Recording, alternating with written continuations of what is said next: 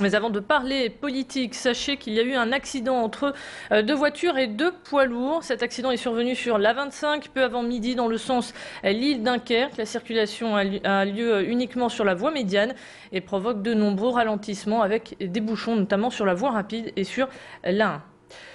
On prend maintenant la direction de Tourcoing. On l'a pris ce matin. 4 personnes ont été intoxiquées par des émanations de monoxyde de carbone. L'une des victimes est même gravement touchée. Le chauffage au gaz serait à l'origine de cette intoxication.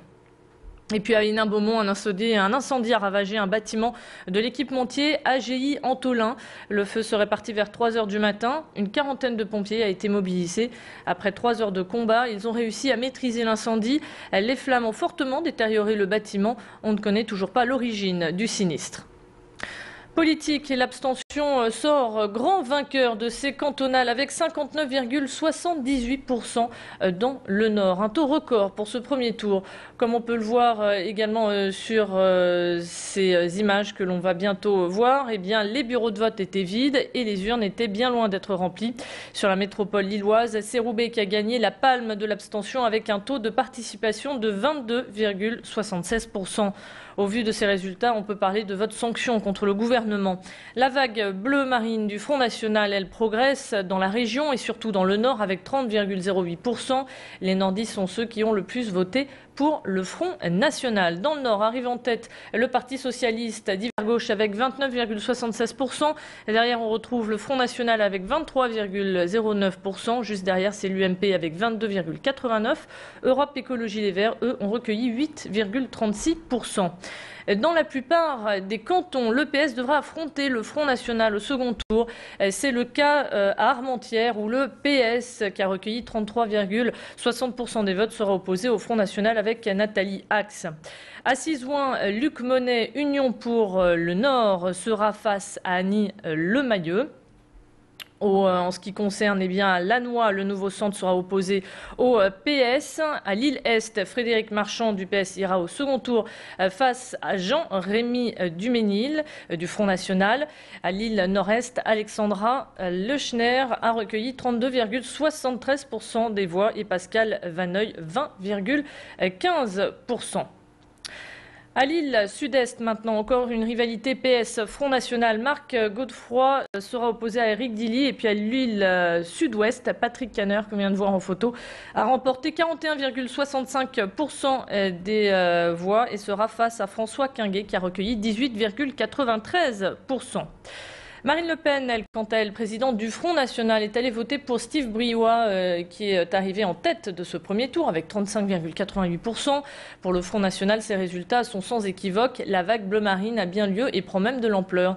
À la sortie des unes, Masha Gruneisen l'a rencontrée. La présidente du FN revient sur le taux d'abstention. On l'écoute.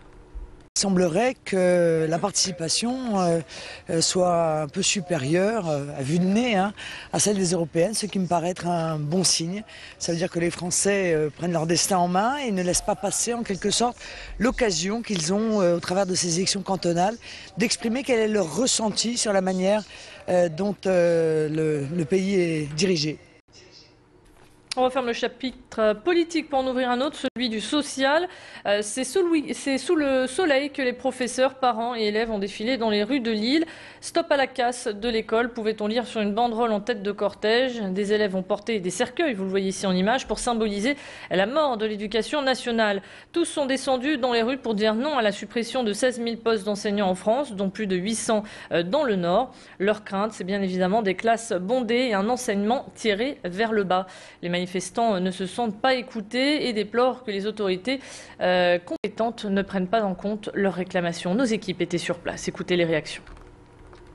On est déjà à flux tendu, comme on dit, c'est-à-dire qu'on ne sait pas trop comment faire. Il n'y a plus de remplaçants, on a du mal à trouver des places pour les élèves de 2-3 ans dans les écoles maternelles, alors que c'était notre fierté dans le département du Nord.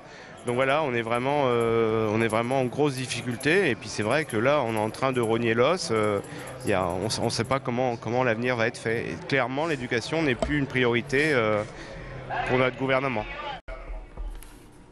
Propos recueillis par Masha Gruneisen. On enchaîne avec du sport. Le LOSC a prouvé une fois de plus qu'il pouvait aller loin dans ce championnat de Ligue 1. Les hommes de Rudy Garcia ont battu Brest 2-1. Des buts signés Gervinho et Moussasso. Les Lillois peuvent également dire merci à Michael Landreau, le gardien de but qui a une fois de plus été très brillant. À 10 journées de la fin du championnat, les Lillois prennent le large. Au classement général, ils sont toujours leaders avec 55 points. Derrière, on retrouve l'OM avec 51 points et Rennes qui descend à la 3e place. Le 2 avril prochain, Lille recevra Caen. Un mot de basket à présent. Les filles de l'ESBVA ont battu Charleville-Mézières. Un match qui a été difficile à remporter pour les Villeneuvoises.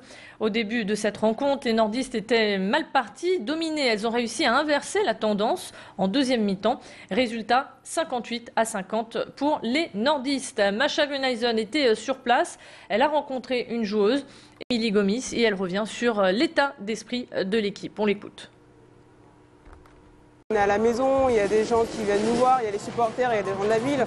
Il faut absolument montrer que voilà, qu'on domine quoi, et on ne voulait absolument pas perdre à la maison quoi. Donc tout simplement, et je pense qu'on s'est tous ressoudés, et on s'est tous collectivement, on a su mettre en place ce que le coach nous avait dit et mettre un petit peu de pression au niveau de la défense parce qu'elle nous a quand même mis un petit peu de pression en première mi-temps et c'est ce qui nous a fait un petit peu douter. Voilà, c'est la fin de cette édition. Merci de l'avoir suivi. On se retrouve dans un instant pour votre météo et l'infotrafic, toujours en direct. A tout de suite.